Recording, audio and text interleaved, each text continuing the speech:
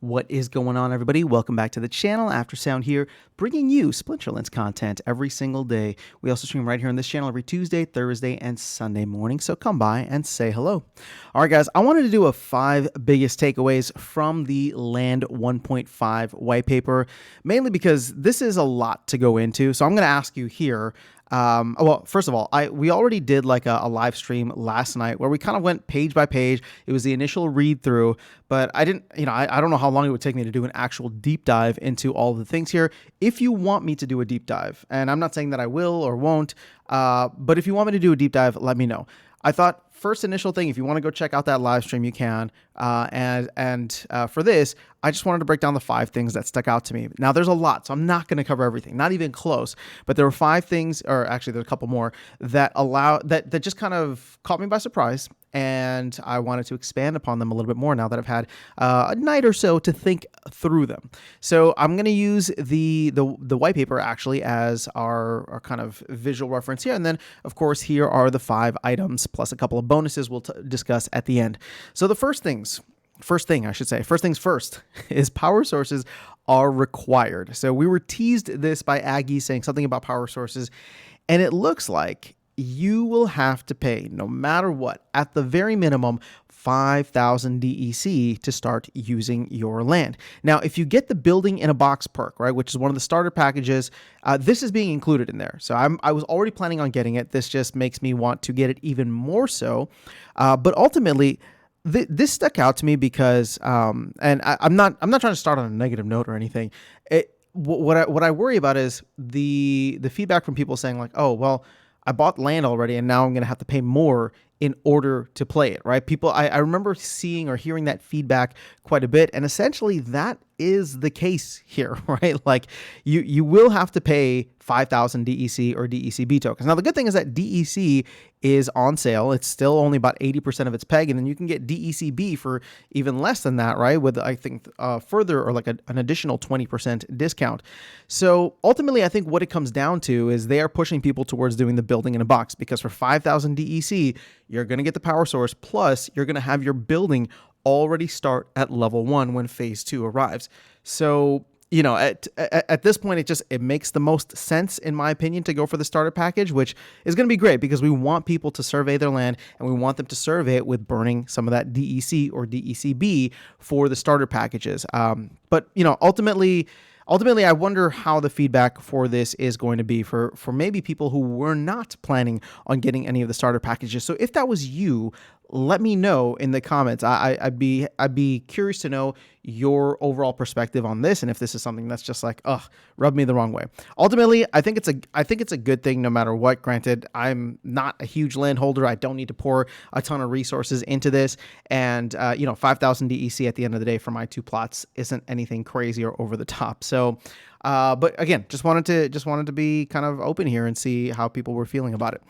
Number 2, Rooney. Rooney are awesome. They're going to give you so many benefits on land, which makes me wonder how common are we going to see them in game? Now, obviously, there's like 3,500 Rooney and there's 150,000 land plots. There's not enough, but I don't even know if people are going to be rushing to use Rooney. Now, we can go here to the production boost that Rooney will give you, right? So from the get-go, they give you 100% PP production point boost to your base production. So people who who have like legendary land, who are using all gold foil cards, gold foil legendaries, who have legendary totems, like they're going to be the ones that want to get a Rooney, because all of a sudden now they're not just doing percentage gains on their PP.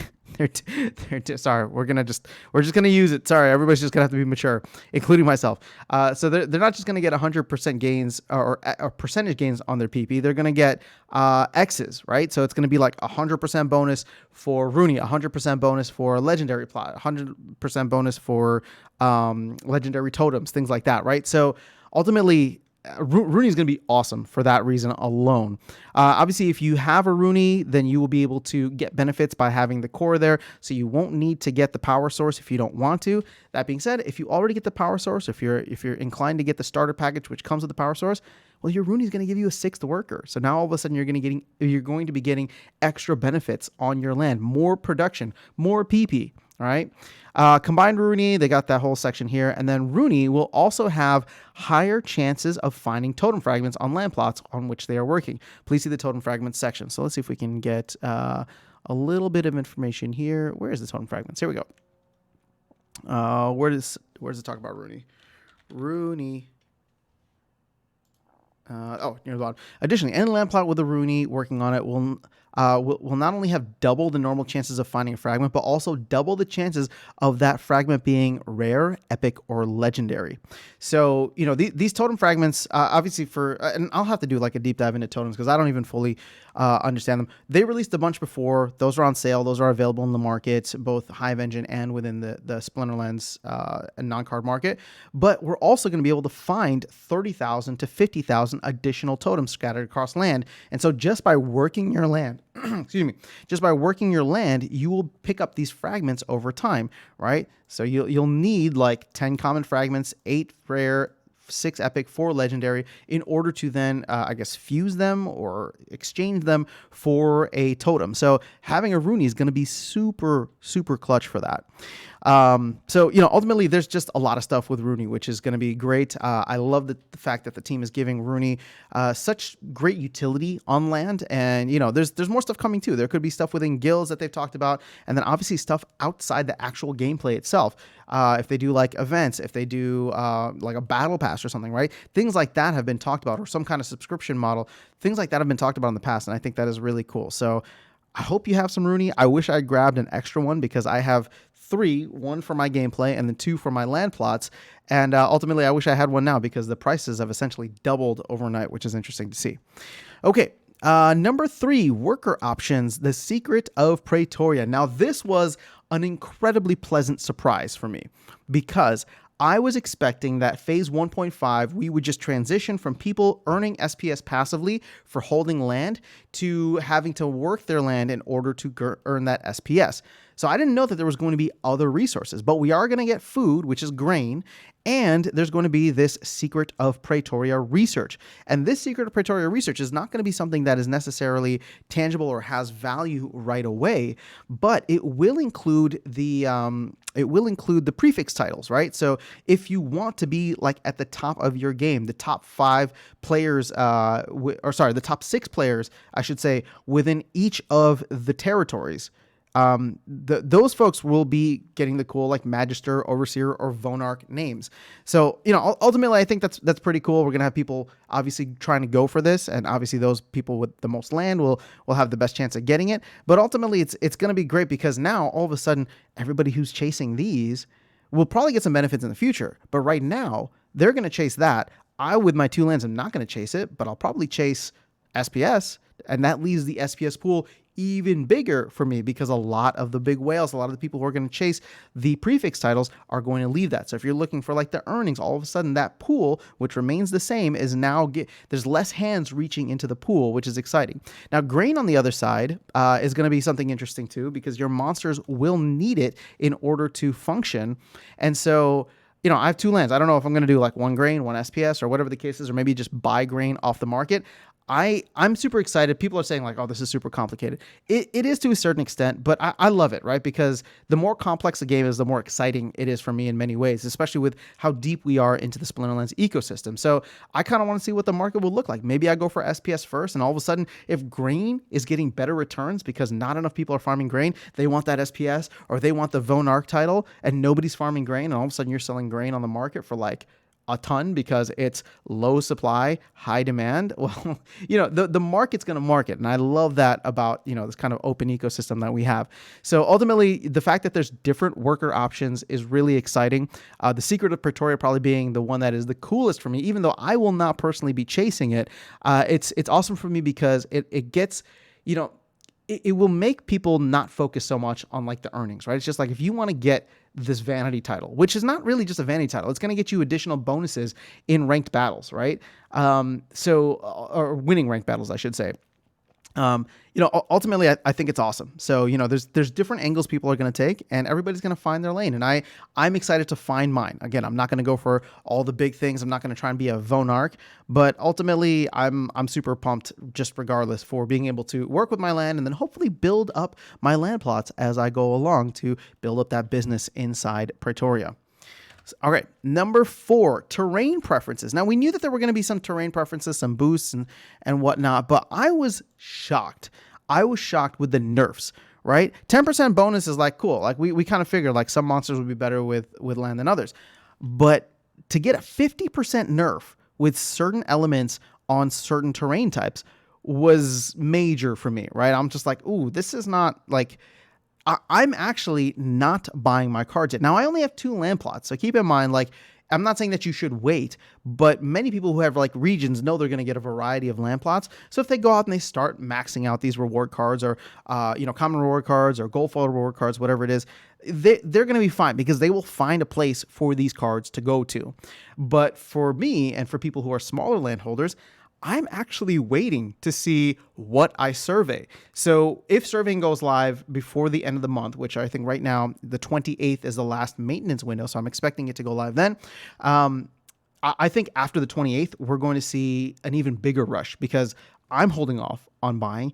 And I wonder if many others are holding off on buying because we don't know what we have yet. Like the last thing I want to do is be buying like a bunch of cheap life cards, right? Or fire cards, for example, right? Like I don't want to be buying all those Venari Heatsmiths and then all of a sudden I get a bog, right? Or bog or a lake or something. And it's just like, oh, well, that sucks. Like now I just have a bunch of maxed Venari Heatsmiths, which sure, I guess I could trade with someone. I could sell it on the market and swap it. But ultimately, I'm going to hold off for a little bit, hedge my bets, and then see what happens. And I'm sure many others will be in the same position. So that to me is cool. I mean, again, it's not that I think it's bad. I was just surprised at how large the nerf, not the narf, but the nerf was with these terrain types and elements.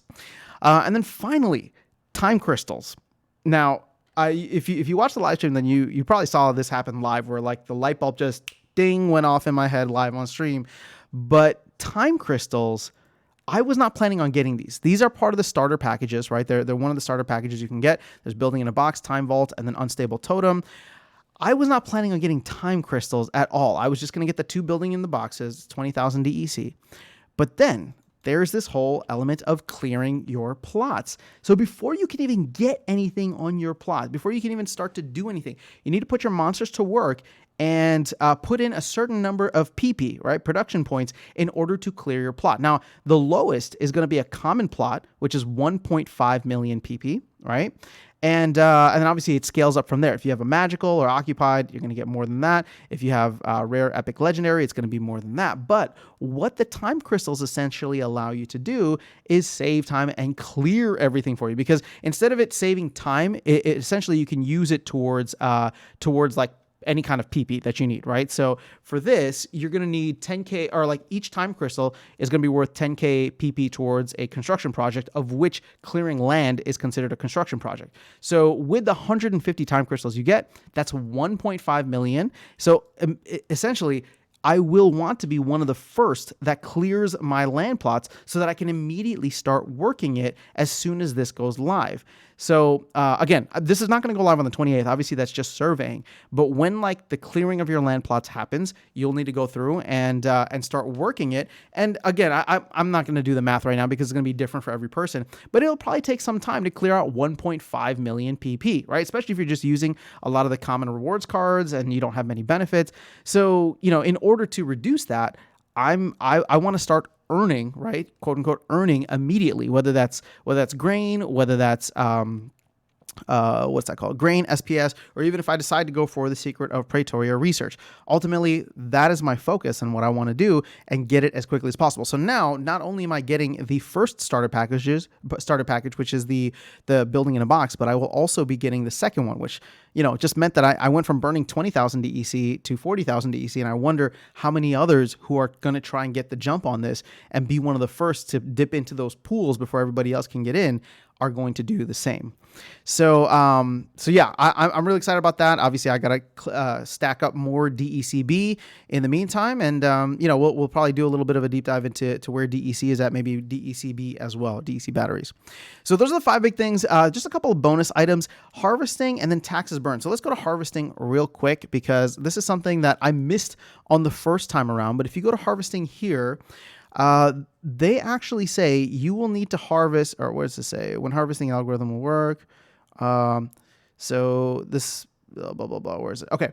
This is the line right here. This means that any resources not harvested within 7 days will be lost. So you do need to be somewhat active within the game, right? I think you can harvest in as short of a time as 1 hour. Here you go. Harvesting can be done as often as once per hour or as little as once a week, right? But then you get to this point here where this means that any harvesting, any resources that are not harvested after 7 days or within 7 days will be lost.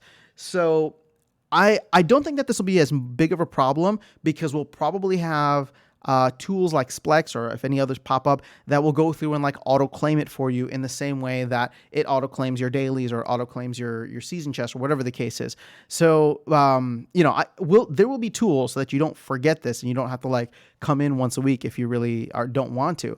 But I do think it's important for people to know that if you don't sign up for one of these services and you come back on the 8th day and all of a sudden all of your resources are gone and you started from scratch, this is exactly why. So keep in mind that resources need to be harvested within 7 days, or hopefully we'll have some automated places in which that can, or automated tools which can be set up. And then the last thing is taxes burned. It's shocking to me to see such high taxes. Where's the taxes section here? So 10% of all resources produced, right? Grain, SPS, and research will be will be taxed, right? And so a lot of that's going to go towards castles and keeps. They'll each get like a portion that they will need to work for, but ultimately the everything else, right? So the owners of castles and keeps will have the opportunity to earn a portion of them, but the rest will be burned. Now, I don't care as much about grain and research, but SPS, if you're telling me that we're going to be burning a small amount of SPS just for playing the land game, land phase 1.5, that's pretty cool too. I mean, it's less dilution that's happening, or less inflation, as people like to say. It's really dilution though. So it's less dilution coming in, because that SPS, which normally would have hit the ecosystem, will just never get there now, right? So we're burning stuff that normally would have been paid out, and then somebody would have decided to stake it, somebody would have decided to sell it, whatever the case is. Now it's just not ever coming to fruition. We're just going to burn it, not even for DEC.